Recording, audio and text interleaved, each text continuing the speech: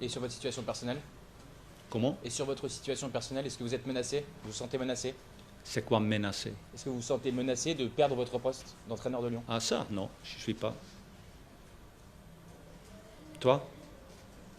Lyon est un club ambitieux, 4 défaites de suite, il n'y a qu'un match par semaine, il y a des raisons d'être inquiet, notamment que ce soit la gouvernance, les supporters, je sais pas. Moi non. Qu'est-ce qu'il peut répondre à ça? Rien. Je veux dire, en plus, quand il a en face de lui le pitbull, Bertrand Latour, c'est difficile d'argumenter quoi que ce soit. Il peut rien dire. Il peut juste dire oui, je suis inquiet. Ouais. Voilà, c'est tout, je suis inquiet pour la situation à laquelle il n'est pas. Mais lui, il n'y est même pas. C'est là où il y a quand même un problème.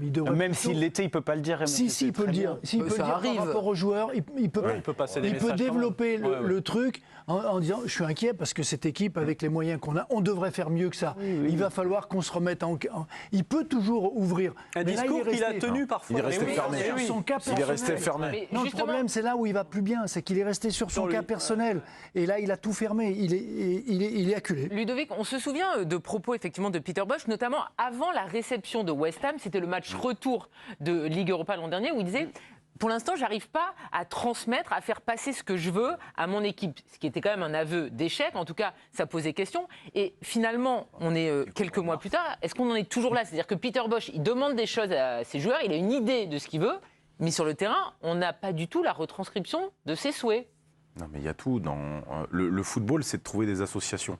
C'est de trouver un fil conducteur et des associations, des paires, des triplettes, enfin, de trouver des gens qui sont dans la même zone de terrain et qui fonctionnent ensemble. Enfin, excusez-moi du peu, Giovanni a raison. Thiago Mendes, penser que Thiago Mendes peut être un défenseur central sur l'année, c'est une utopie complète. Et moi, ce que je vois ce soir, alors on a parlé de la générosité, mais parlons un petit peu foot. Les seules actions lyonnaises, prise de balle au milieu de terrain, gelon dans la profondeur pour un appel, j'ai vu que ça toute la soirée. J'ai vu ça toute la soirée. J'ai vu, ça combine pas, il n'y a pas d'association, on ne travaille pas ensemble, j'ai vu des gens pressés, d'autres reculés, c'est n'importe quoi, et c'est de la responsabilité aussi de l'entraîneur, à un moment donné, de mettre un cadre, de dire à certains joueurs, et puis de trouver aussi la bonne formule. Il n'a toujours pas trouvé la bonne formule. Je vous ai vu sur votre téléphone, donc c'est un petit jeune, vous cherchez un entraîneur pour Jean-Michel Aulas? Exactement. D'accord, mais c'est quand même un jeune, parce que je vous rappelle que il voulait faire avancer le débat un petit peu. J'ai essayé de trouver un entraîneur français pour Lyon. C'est vrai, vous avez une idée peut-être? Oui, Karine. Laurent Blanc. Il y a un entraîneur à ma droite qui me paraît être dispo. Écoutez, après si c'était Ludovic Aubreniec, il n'avait pas besoin de lui envoyer des SMS, vu que ça fait 2 heures qu'il tapote sur son téléphone. Voilà. Il pensait plus à Laurent Blanc. C'est bien de penser au futur de Lyon, mais soyez avec nous. Attendez, tout à fait dans l'actualité. Je pense, ce que disait Giovanni, ils vont rien faire avant la trêve, avant la Coupe du Monde, c'est pas possible. C'est trop tard, Arnaud. Après, il faut réagir maintenant. Pour moi, il faut réagir maintenant. Ça sert à rien.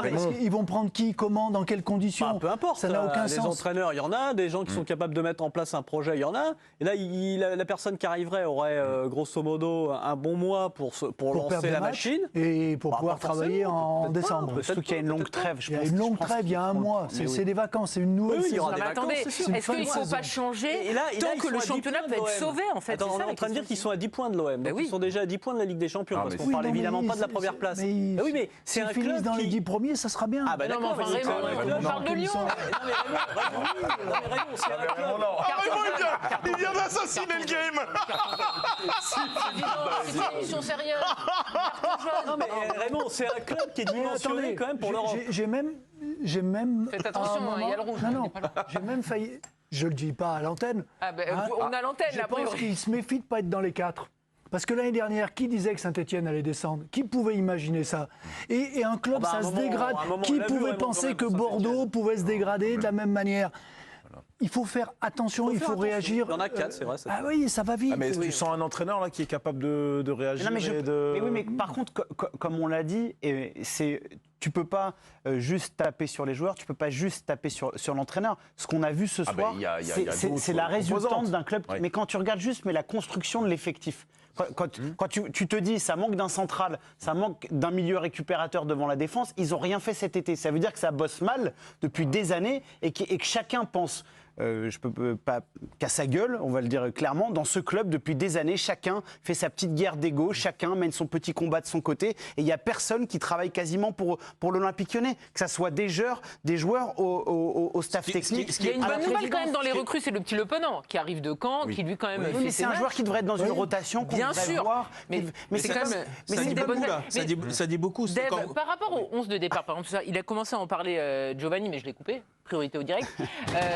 Il y avait eu un petit échange entre Cherki et son coach. Cherki qui ne comprenait pas pourquoi il ne jouait pas. Bosch qui lui répond. Finalement, il le titularise ce soir. Il était aux côtés d'Alexandre Lacazette, en soutien de Lacazette. Est-ce que c'était une bonne idée? Non, mais ce qui se passe, c'est que comme vous répondez pas à ma question? Mais si, comme Ryan Cherki a fait quelques bonnes entrées, il est arrivé, il avait un petit peu tonifié, voilà, quand il rentre avec une espèce d'insouciance comme ça, qu'il faut mettre un peu. Ouais, exactement. Quand c'est un peu hors cadre, il y arrive, on va dire, un quart d'heure pour mettre le feu, c'est plutôt dans ses cordes.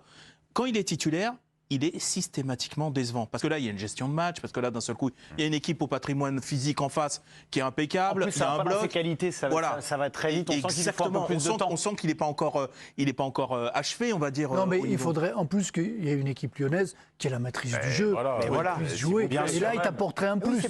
Mais là, c'est même pas la peine de le mettre. Mais c'est très révélateur, je trouve, le cas Cherki, parce qu'on parlait de ce qu'était l'OL. C'est très révélateur de ce qui se passe à Lyon. C'est-à-dire qu'un joueur, aussi talentueux soit-il, soit capable, on est à Lyon, soit capable de mettre autant de pression sur un club. Il est doué, il a de la confiance, il n'y a pas de souci, je lui enlève pas ça.